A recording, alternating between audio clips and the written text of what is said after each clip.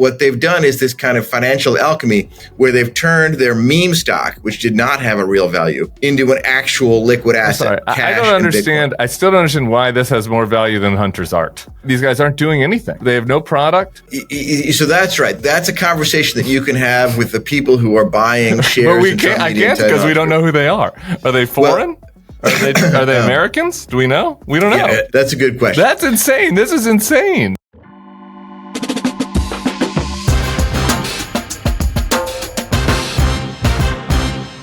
Hello and welcome to the Bulwark Podcast. I'm your host, Tim Miller. He is a staff writer at The New Yorker, previously was New York Times Cairo bureau chief during the Arab Spring, was author of Into the Hands of the Soldiers, Freedom and Chaos in Egypt and the Middle East. His new piece in The New Yorker is The Number, How Much is Trump Pocketing Off the Presidency? Spoiler, a lot. It's David Kirkpatrick. Welcome to the podcast, man. It's a pleasure to be here. Good to have you, man.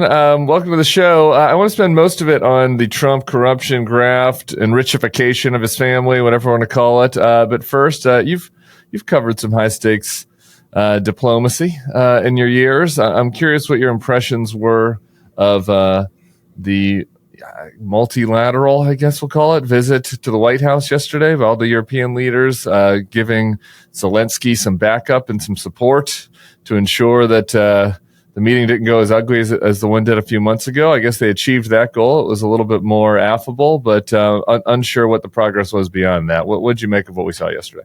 I thought one of the most striking things was the two photographs the White House put out, where President Trump sat at the Resolute desk surrounded by the European leaders like pupils before a teacher. Yeah. At the end of the day, looking at the statements coming out of Moscow and out of Washington as of this morning, I think ultimately not that much has changed. It seems like the Europeans showed up with a mind to flatter Trump. Those pictures suggest that was successful. And they cagily focused on the question of security guarantees, which is the way to pretty much annul what President Trump and Putin talked about in Alaska.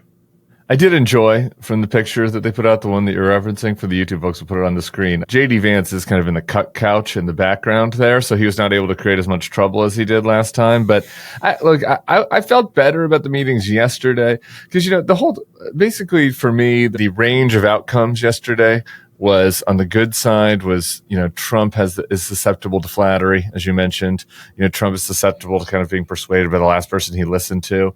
And maybe the Europeans and Zelensky could succeed with that. That'd be like kind of the best outcome, not like a permanent change, but at least, a buying of time. The worst case outcome would have been essentially something like what we saw back in February with Trump lecturing them. It felt like we got towards the better end of that. But again, like when you then see this morning, Trump on Fox, what you mentioned, he keeps talking about how good his relationship with Putin is. He talks about how Ukraine shouldn't have gotten involved in this war, like it was their choice. He talks about how he respects Putin so much he had to take the call with him privately. So I don't know.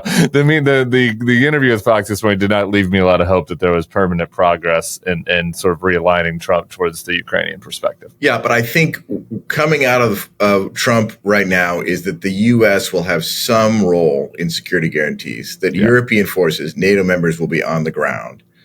And coming out of Russia that's a non-starter. Right. So, because if NATO forces in Ukraine are attacked by Russia, the U.S. is involved. Right. So that's, kind of transitive property. That's a U.S. security guarantee. So I think that substantially undoes whatever was discussed in Alaska, personally. Okay. But we'll see. Yeah, hopefully. That's true.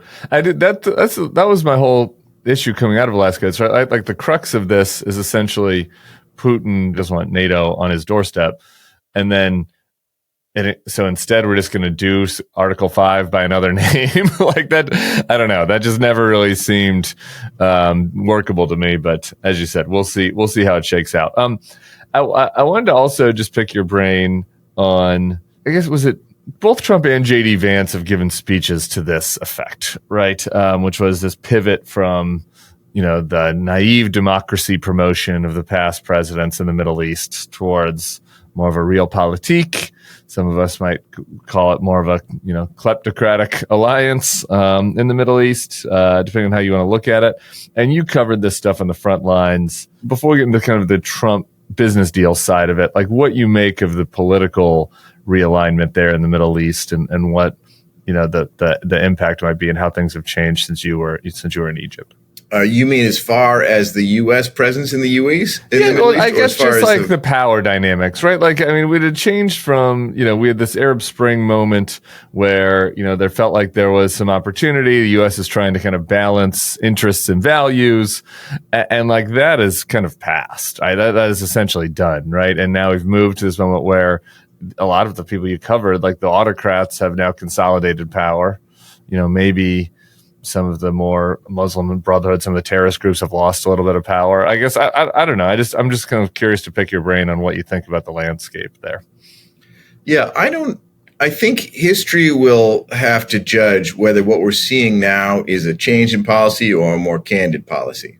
Even during the period when, which probably reached a peak during the Obama administration and the Arab Spring, when the U.S. government was vigorously with its rhetoric promoting democracy and the transition to democracy, that was always in tension with its simultaneous alliance with many of the authoritarians around the region. Yeah. The U.S. is comfortable with the status quo. It's an American-backed order across the Middle East, and to a certain extent, that's been restored. In a way, I don't think there's been that much change under Trump. The U.S. was close to Saudi Arabia and the United Arab Emirates under Obama, and they still are. Yeah. Maybe the leaders are maybe looking over their shoulders a little bit less. I guess. I don't know. I feel like MBS and S.E.C. and that crowd have really have a stranglehold on power in a way that feels. Maybe that's wrong. I guess we saw what happened to Assad. These things can change very quickly, but maybe that might be one difference. Yeah, the one thing I would say is we all said that in 2010. When I first arrived in Cairo, nobody thought the Arab Spring was coming. But at the same time, if you're a strong man, you're paranoid, right? Those guys are always looking over their shoulder. If you rule with no legitimacy besides coercion and force, your life is an anxious one, and it will always be.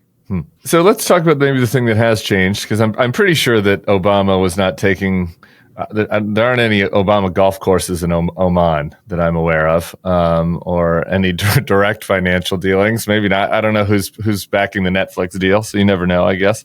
But the direct business relationship obviously has changed, and the article that you wrote just basically tried to gather up all of the different Trump interminglings of the presidency and business and add them up. A lot of the stuff is happening in the Middle East, but maybe just at the biggest picture first, where is all of the money that is going into Trump's coffers coming from?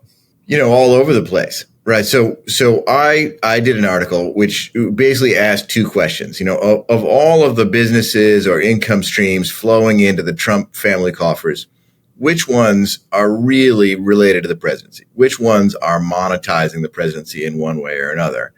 And then of those, can we put a dollar on it, right? Yeah. What's the best estimate we can come up with for how much he's got in terms of money in the bank? Maybe it's a commitment over the next 10 or 30 years. Maybe it's payments he's already received. And I came up to $3.4 billion, which is a lot of money.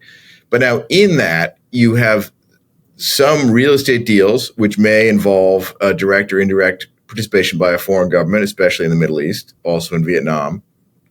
But you also have money he's making off his own supporters. The Trump organization is not above selling campaign-like merchandise on their own account, to make $50 off of a hat or, $40 off a pair of flip-flops that buyers might actually think is supporting the MAGA candidates and its movement, but is in fact just enriching Donald Trump.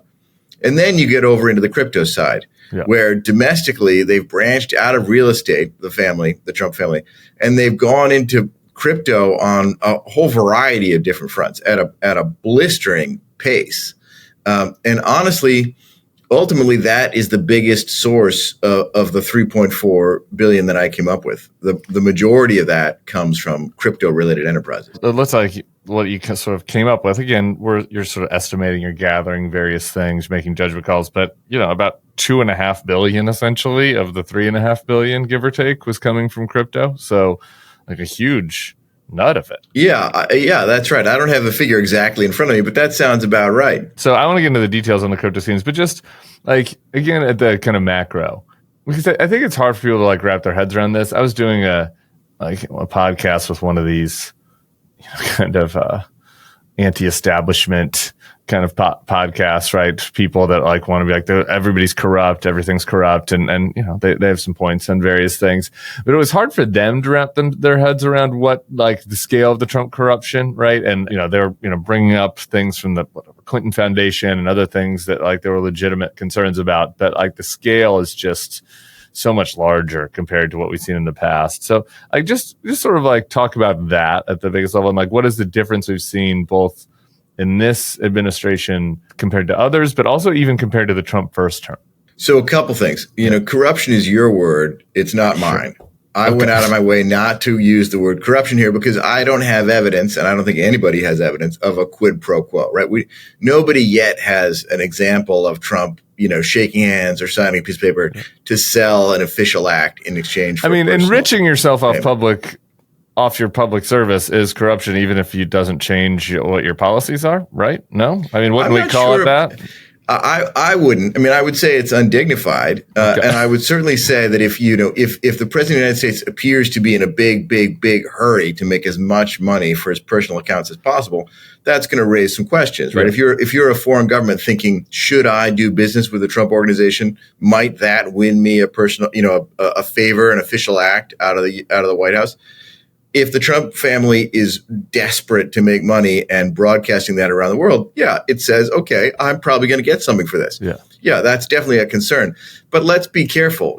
Just because it seems plausible doesn't mean we should just assume that corruption is taking place. Sure. I guess, I'll give my bipartisan bona fides in a different way. I'd call what the Clintons were doing with the Clinton Global Initiative corruption too. I think that's a fair word fair to point. use. I don't necessarily think they were like changing their policies based on it. It's just like, it's a question about whether you think the public officials should act that way or not. But and I was supposed to get to that. That's right. It's interesting. The response I've gotten from the right is 100% whataboutism. And, point well taken. Like definitely members of the Biden family have been profiting off of his position as a public official for a long time. Traditionally, presidents have cashed in on their office after they leave it. And I'm going to call that within the American system fair game. Yeah, right. When I was doing my tally, Trump and Melania, I think they made $10 million, a little bit more than that, on book deals between their stints in the White House. I did not count that because they all do that, right? We expect the president to cash in a book deal after they leave office. But the after part there makes a big difference, right? That Trump and his family are making this money while he has his hands on the levers of power. And that's novel. That's novel. And of course, as you suggested, the scale is different, right? So Hunter Biden may have been making money off of the fact that his father was president. I do think the market for his artwork has dried up substantially since his father left the White House. Bill, it might be on the way back up now that he's doing, wheels off podcast interviews. He might find a new marketplace. We'll see. Have you found podcasting to be that lucrative? Well, I'm doing okay. I'm doing okay. I got to see Oasis this summer, but no, nobody's buying my art, I guess. Yeah. But again, the scale is different. The scale is different, and the degree of participation by the president himself. He, the most dramatic example is he not only, as president, began selling this meme coin, right, a bit of crypto that doesn't represent anything except for a kind of novelty associated with Trump.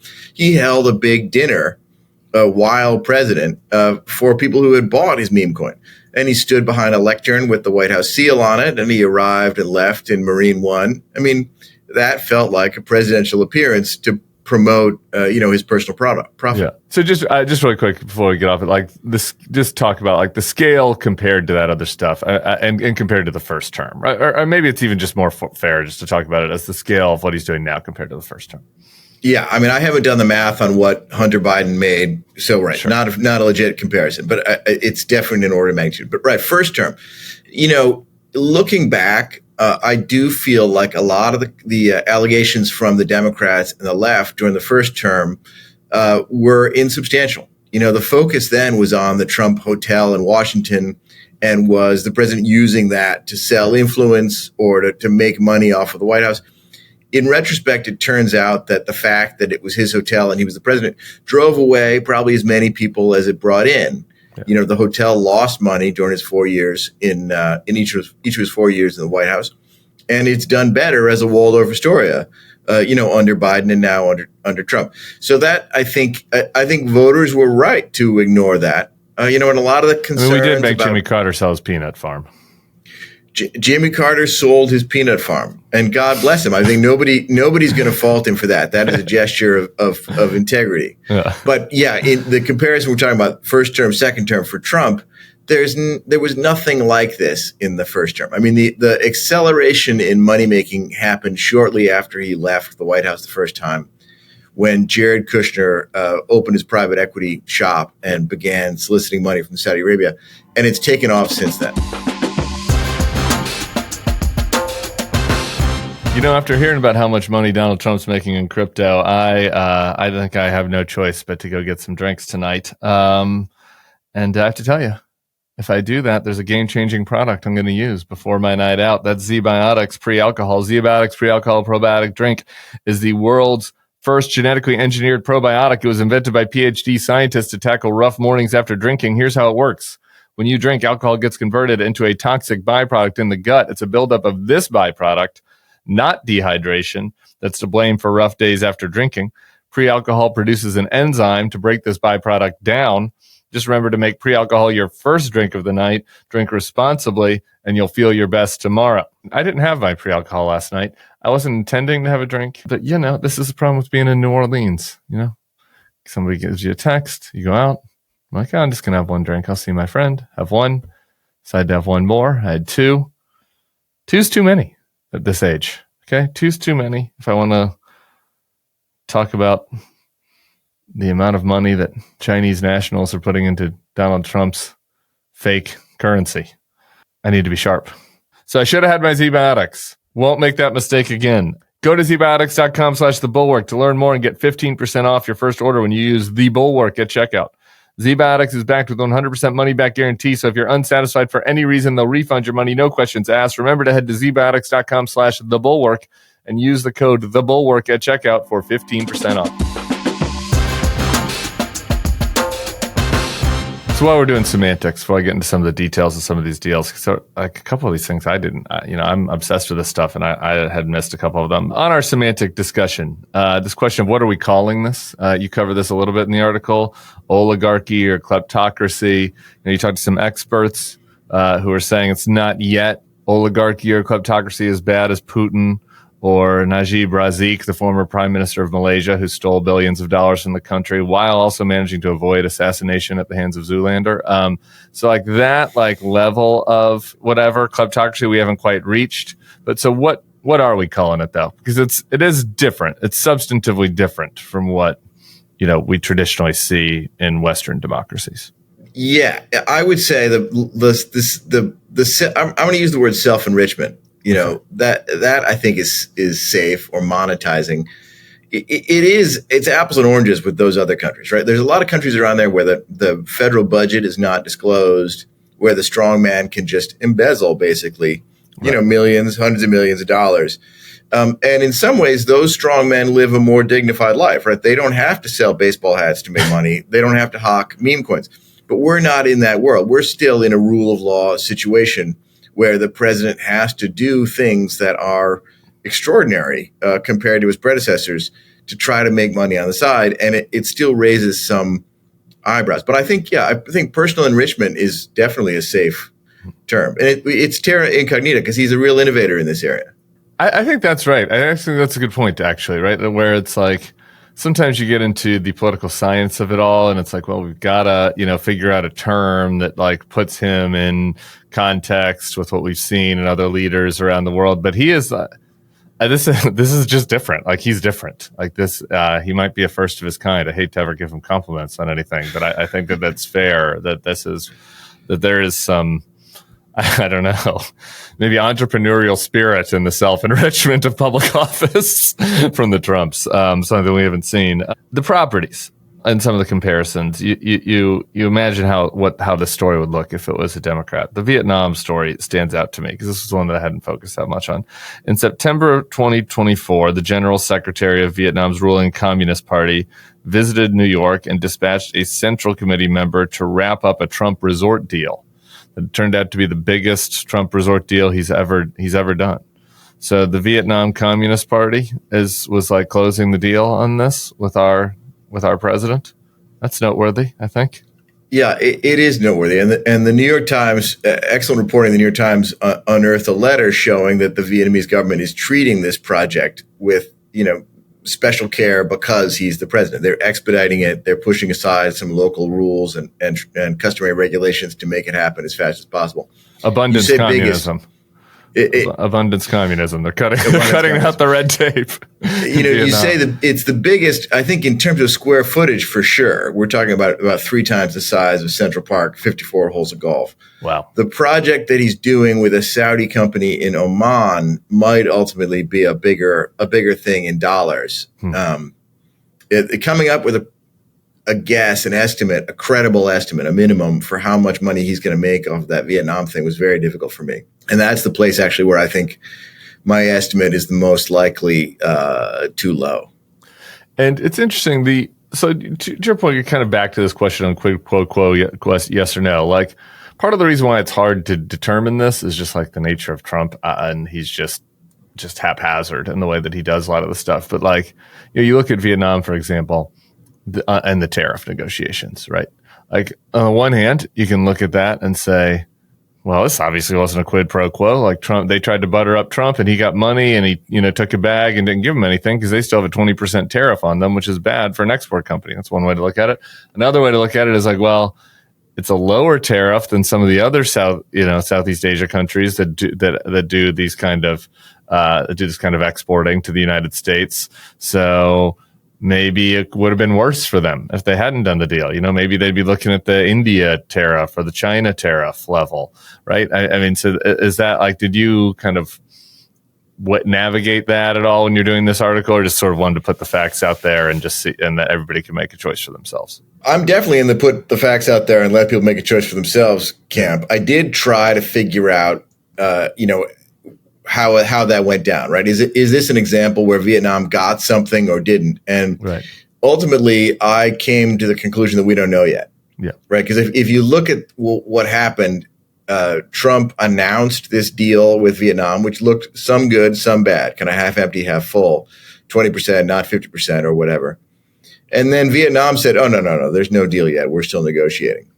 And I don't think, no customary trade deal, lots of pages, plenty of lawyers on both sides. Nothing like that has happened yet.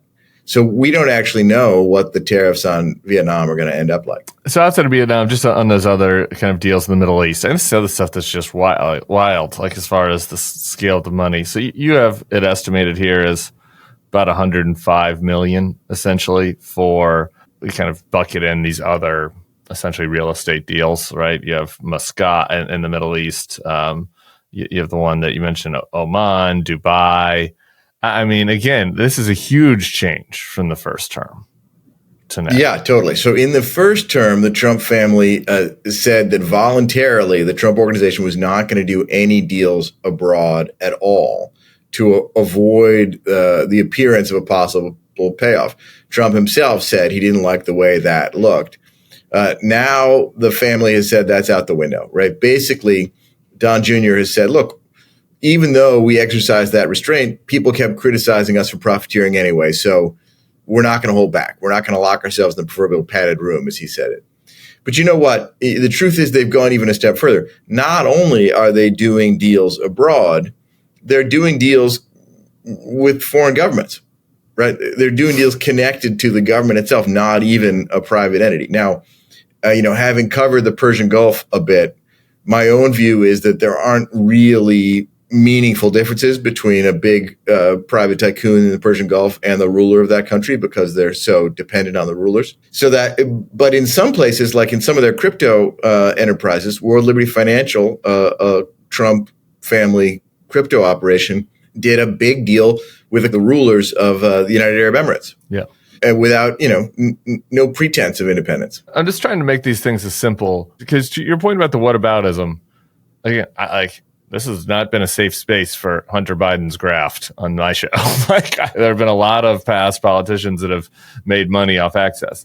But again, this is something that is just meaningfully different that hasn't happened before. It's not as if we have had other presidents that had real estate deals that they were doing with dictators in the Middle East. The thing that's so remarkable about the arc of Trump's career is that as he moves from builder to television personality to political entrepreneur, he's selling goods which are less and less substantial, right? So he starts out building buildings and selling buildings, renting space. And then he moves on to just licensing his name, right? Once he's apprentice television famous, right. Then he can just sell licensing deals, use his name to sell steaks or pizza or mattresses or shirts, or put his name on a hotel that someone else owns and runs. I'm just waiting for my first licensing deal. That sounds nice. Yeah, you're right. It's almost free money, as one of his sons put it in testimony.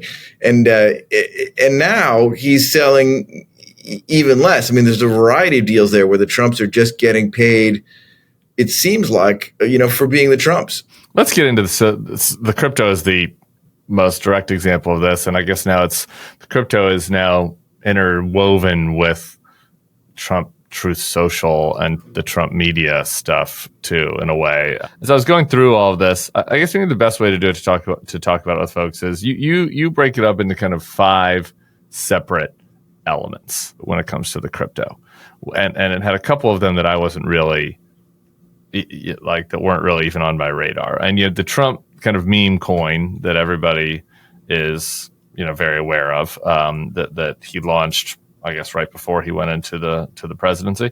You have the we already mentioned there, the world, what's it called?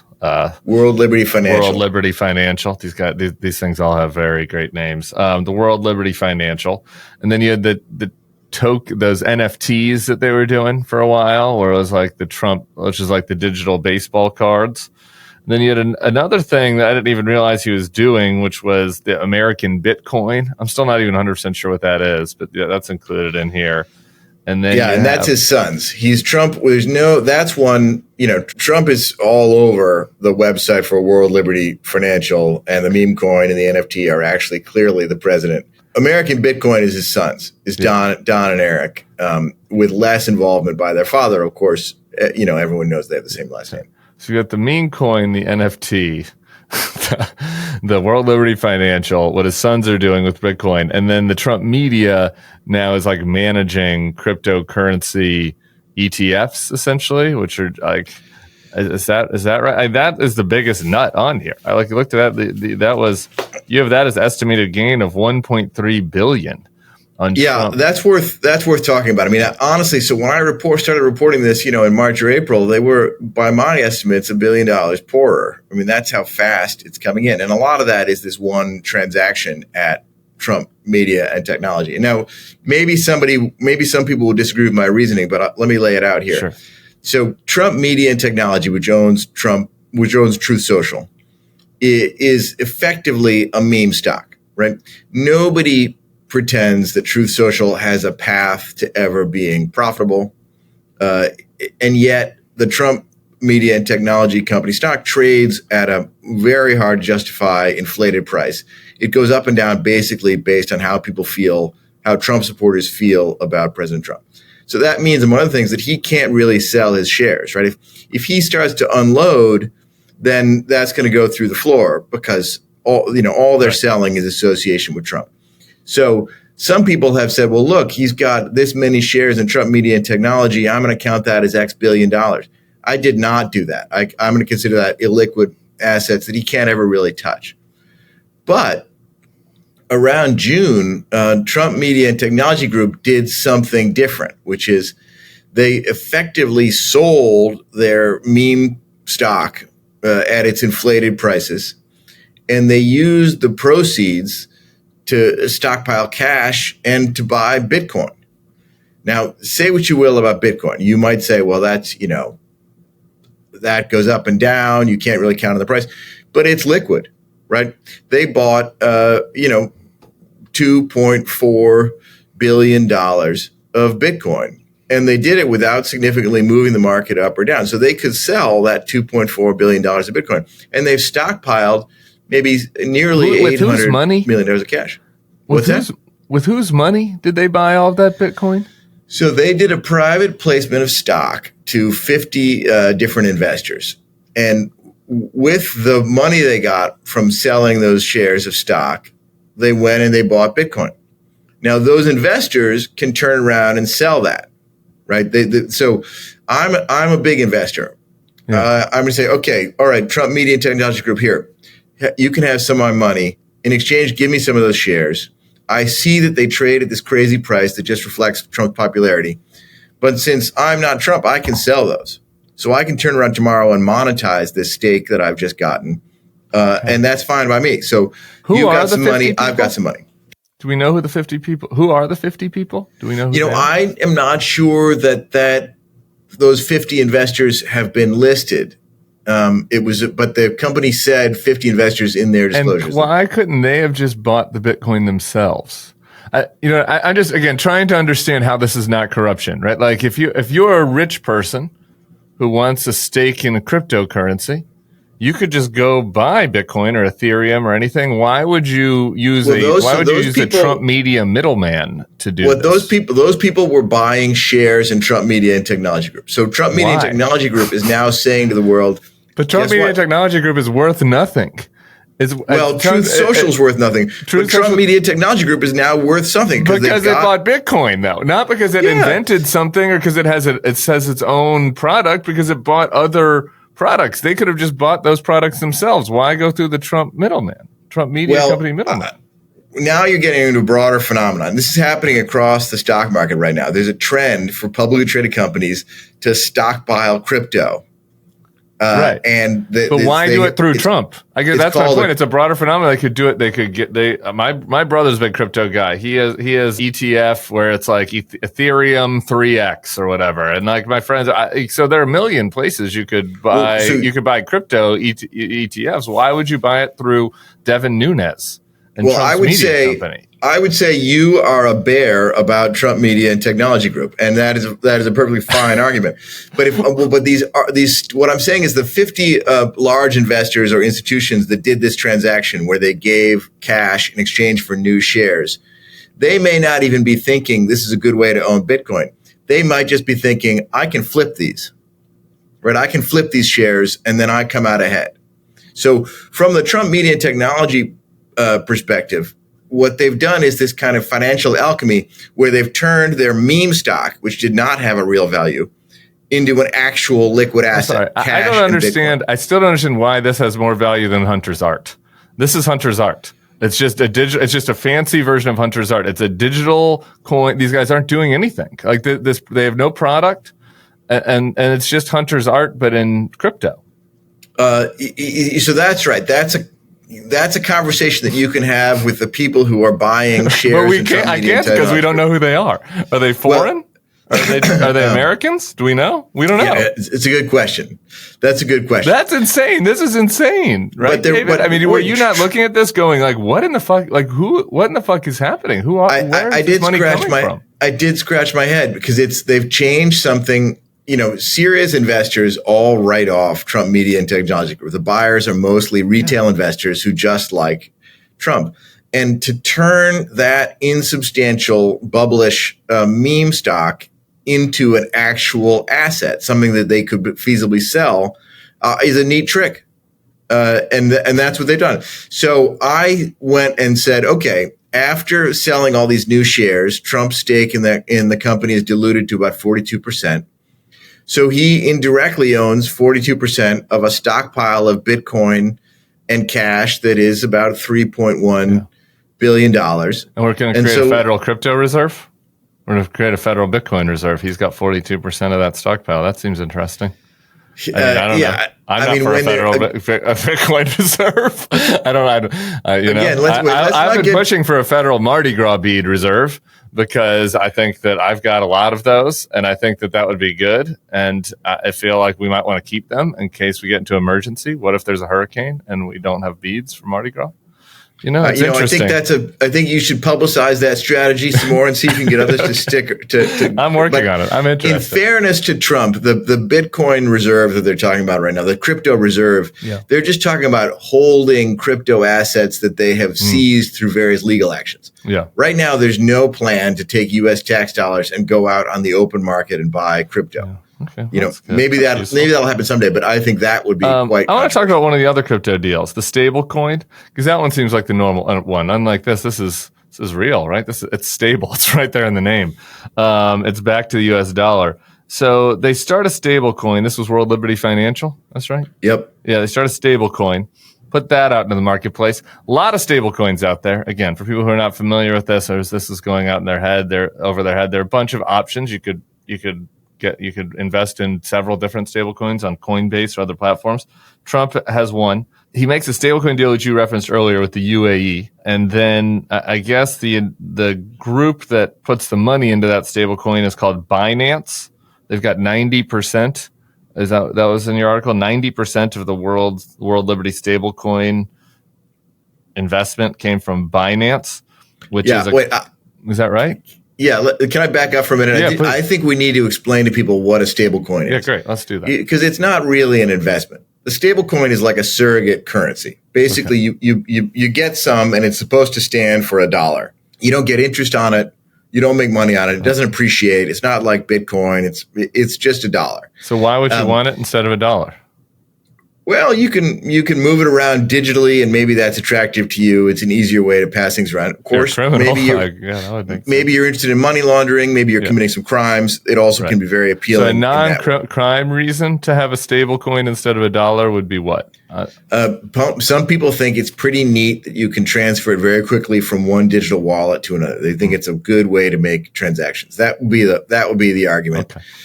The seller of the stablecoin, in this case, World Liberty Financial, which is substantially owned by the Trump family, says, okay, I'm going to give you a stablecoin for $1 while it's out there circulating, while you're passing it around like a kind of digital currency. I'm going to take that money and I'm going to invest it in short-term treasuries. I'm going to earn, 4% a year on that money. So I've sold you a stable coin for $1. I've got that $1, and each year I'm making 4 cents on that $1. In this transaction, World Liberty Financial, new entrant in the market, right? They're selling. There's lots of other stable coins out there. They've got one.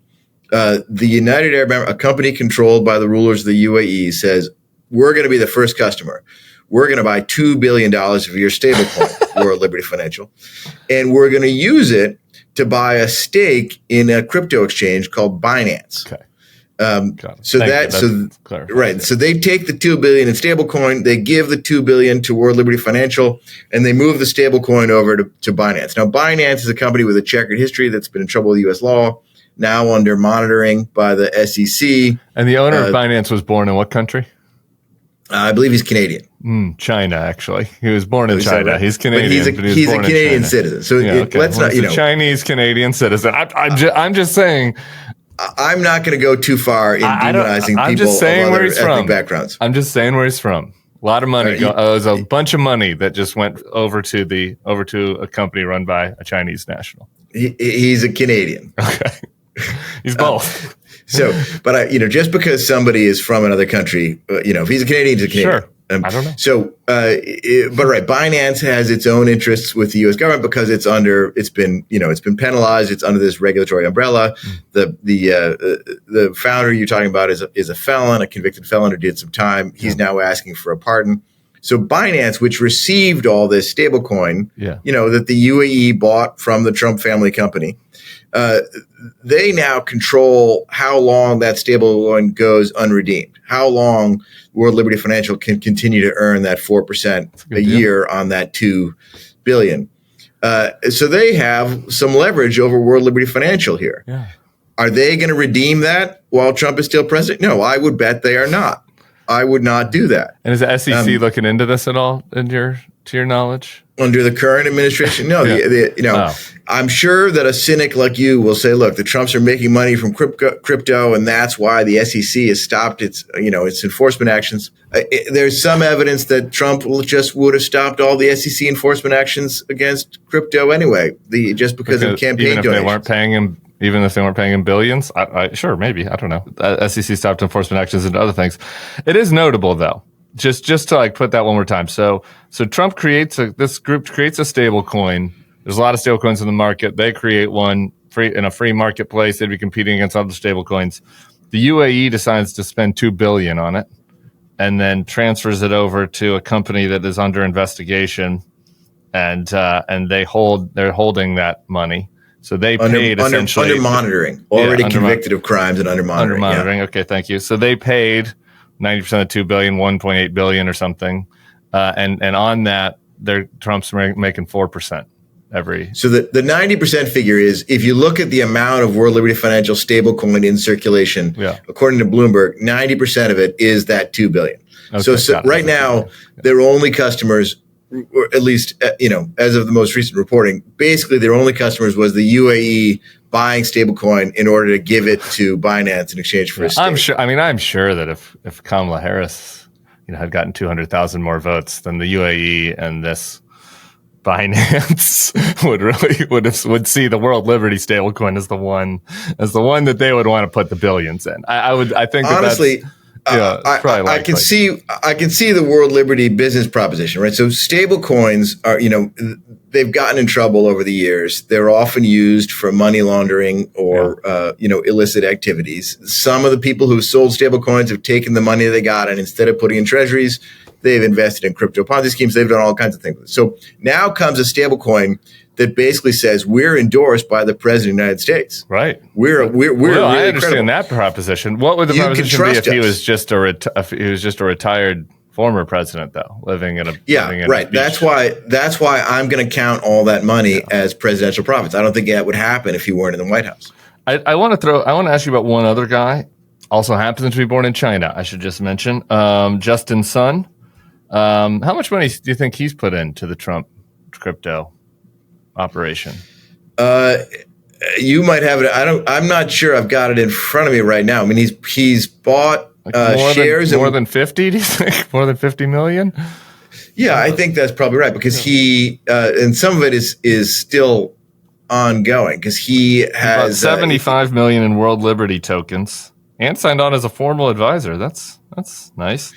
That's right, but they don't get all of that money. I think they get 75% of that, about 75% of that 75 million in payments for World Liberty Financial tokens. Now, those tokens are different than the stable coin. Those tokens are just a kind of digital certificate that allows you to participate in the governance of World Liberty Financial. Those are not yet tradable, but soon will be. Okay. Interesting. And he was also investigated by the SEC. And that investigation seems to have gone away. And that they've put that on hold to negotiate a resolution. He's also the number one holder of Trump's meme coin. He's a big booster. In addition, that's in addition to the 75 million in the world? Yeah, that's in addition to the 75 million. I missed that. A lot of coincidences out there. I would say things are turning up for Justin Sun. You went to he got a watch. You went to they had the dinner, Trump's golf course. That's right. Where he got a reward. Like a person that was under investigation by the U.S. government before Trump came in, then put in tens upon tens of millions into his crypto, gets to go to a dinner and be honored at the dinner, and the investigation is dropped. That's a decent summary of what's happening with Chinese national Justin Sun. I would add to that after Trump just flew in for the dinner, right? So he flies in on Marine One, he talks for about half an hour, and he hits the road. After he left over dessert, Justin Sun took the podium and gave a few remarks of his own as the biggest holder of the Trump meme coin. Mm-hmm. And among the things he said was, I just love the Trump administration for everything it's done for crypto. Look at this. He kind of implied this part. but it's well known that under Biden, Justin Sun was afraid to come to the U.S. for fear of arrest. And he said in his toast, look, if I can come to the U.S., everybody's going to come. Well, unless you're Venezuelan, I guess, probably. Unless you're a poor Venezuelan. If you're a wealthy crypto scammer, though, life is good. Okay. Well, it's an interesting situation we find ourselves in, David Kirkpatrick. Any other big picture thoughts on what you saw looking at all of Trump's? Anything I didn't ask you about that piqued your interest? No, I mean we hit it. I mean the two takeaways are, one, this is not particularly dignified, and to a certain extent, I think that people on both sides of the aisle would agree this demeans the office of the presidency. Yeah. More people are worried about the question of corruption, about the question of quid pro quo. And nobody's got evidence yet of a specific quid pro quo, but we can say that the velocity of this money making. I mean, the Justin Sun evidence is pretty close. I mean, he's here. He's here. He's queer. He's Chinese. He's celebrating. He's getting free watches, and he wouldn't have been here otherwise. I don't know. I think it's pretty safe to say that if Justin Sun was, instead of somebody investing $70 million into his crypto, if he was somebody who was under investigation for, I don't know, narco trafficking, and he wanted to come into the country, probably wouldn't have been honored as much, maybe. On the contrary, I would say the Trump administration was on its way to roll back all the investigations into everybody in crypto before Justin Sun invested $1. So yeah, the timing looks pretty fishy. He puts up a bunch of money and then things go right for him with the S.E.C. But on the other hand, he can make a strong case that Trump would have done that anyway. Yeah, I guess I'm just saying, hypothetically, if Justin Sun been like, a different type of investigation, he probably wouldn't have had such a deal. So I guess your point is, maybe had he given nothing, Trump might have let him off the hook for nothing. Is possible. Yeah, right. Because there's a policy change around crypto. Yeah. And I won't bore your listeners with the details. But no, I'm obsessed with this. I'm obsessed, and I hope that you learn more, because I got to tell you, I've been following this stuff pretty closely, and the scale of the investment into the Trump media ETF is really astounding, and it's a lot of money. Like it's not nothing. I mean, it's as much money as Trump was worth when he first got into the presidency. I'm going to correct you again, because there's two things going on here at Trump Media and Technology. One is what they're calling their Bitcoin treasury strategy, right? Yeah. That's where they swap their meme stock for cash in Bitcoin. Okay. The other thing is a separate ETF business. Okay. So one of the regulatory changes that the Trump administration has brought about is that crypto companies have an easier time selling stocks, which they'll trade on the New York Stock Exchange, and they will track a basket of crypto. Yeah. So whereas before it was actually quite difficult for just ordinary investors to get into crypto, it's just logistically a pain in the neck to try to buy and sell crypto. This makes it much, much easier for even you to buy some crypto, just by going to your regular online brokerage. So the Trump Media and Technology Group is going to get into that, selling these ETFs, which sure, are but I just want to be fair. No, I want to make sure if I'm wrong about this, that's fine. But there are other non-Trump crypto ETFs. You can just get on Robin. You can just get on Robinhood. Everybody's doing. Yeah, it's right. a new not like trend. It was an innovation. It's not like it was an innovation that was. No, they're jumping on the bandwagon. They're jumping on the bandwagon, but it's a staggering amount of money, though, in that kind of bucket of goods underneath the Trump. But they haven't actually sold their first ETF yet. Their Bitcoin treasury strategy is a little bit different. They expect to make more money selling ETFs, which will track. Got it. So the 1.3, right? So it's important to get this right. So the money that your estimated gain of 1.3 billion is based then on just the stockpile of Bitcoin. Right, exactly. That's the meme coin to Bitcoin and cash. And that was the money that came from the 50 investors, or the 50 investors, or this prospective ETF that's coming. No, that's the money from the 50 investors. They're still finalizing the deal to sell the ETFs, which they're doing with a company called Crypto.com, which I think also is Singapore-based. So the 50 investors, just to be 100% clear, I think this is very important to understand what this business deal was with these 50 anonymous investors that we don't know who they are, and they definitely aren't Chinese. We don't see any evidence of that. These 50 investors, they got the Trump stock. They got Trump Media and Technology Group stock. Yeah, which was then traded into Bitcoin. Right. So the company bought Bitcoin. I would guess that I wouldn't get too hung up on those 50 investors. I'd say chances are they've already unloaded that. Right. So they took, I bet they took their Trump Media Technology Group stock and they flipped it to unsuspecting Trump fans out there in the retail investor market. Wow. It'd be a good deal if that was true for them. But the Trump folks would know who they were, though. They didn't just put it anonymously onto the. I mean, you would think. Yeah, that's probably right. You would think. I mean, we don't know for sure, I guess, but you would think that they would know who they were. Yeah, the Wall Street firm that acted as their intermediary certainly would. Yeah, and I think it's Cantor Fitzgerald. What a deal! Cantor Fitzgerald. Who worked there? Was that the Commerce Secretary? Yeah, that's right. The Commerce Secretary's firm, and his son is at the thing. Okay, well, all right. Nothing to see here. I'm sure you won't have any more reporting on this to come, David Kirkpatrick. Thank you so much. It's an important story, despite the fact that I misinterpreted a couple of things. You make it quite easy to follow, so I encourage people to check it out in the New Yorker. I hope you'll come back sometime soon. I appreciate you very much. Thanks a lot.